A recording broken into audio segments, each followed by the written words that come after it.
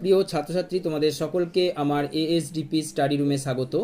তোমরা যারা college service কমিশনের জন্য নেট সেট জেআরএফ এর প্রিপারেশান নিচ্ছ, তোমাদের সকলকে বলবো যে আমার এই শর্ট ভিডিওগুলি শেষ পর্যন্ত দেখার জন্য।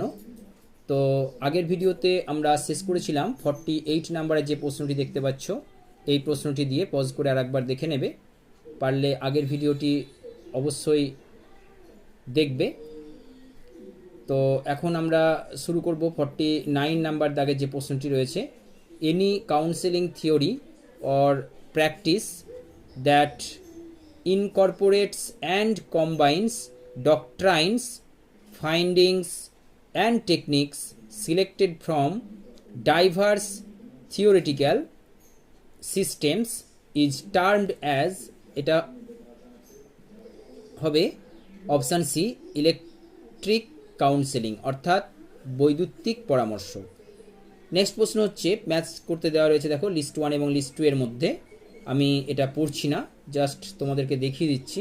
লিস্ট 1-এ রয়েছে থিওরি কিছু এবং লিস্ট 2-এ রয়েছে ক্যারেক্টারিস্টিক্স। তো এই যে থিওরিগুলি রয়েছে সেগুলি কোন ক্যারেক্টারিস্টিক্সের সঙ্গে ম্যাচ করবে সেটা তোমাদেরকে বের করতে হবে।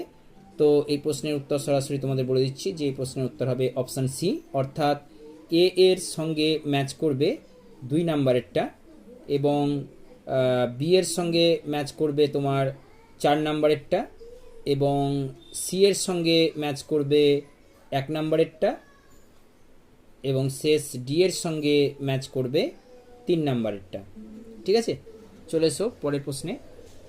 গিভেন বিলো আর 2 স্টেটমেন্টস, দুটো স্টেটমেন্টস দেওয়া রয়েছে।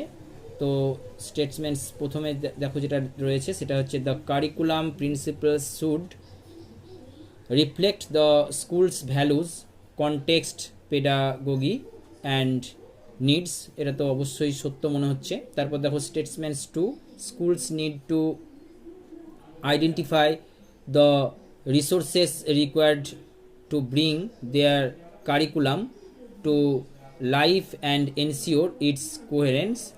A good curriculum needs good quality resources। তো এই প্রশ্নের উত্তর option A, both statement 1 and statement 2 আর কারেক্ট।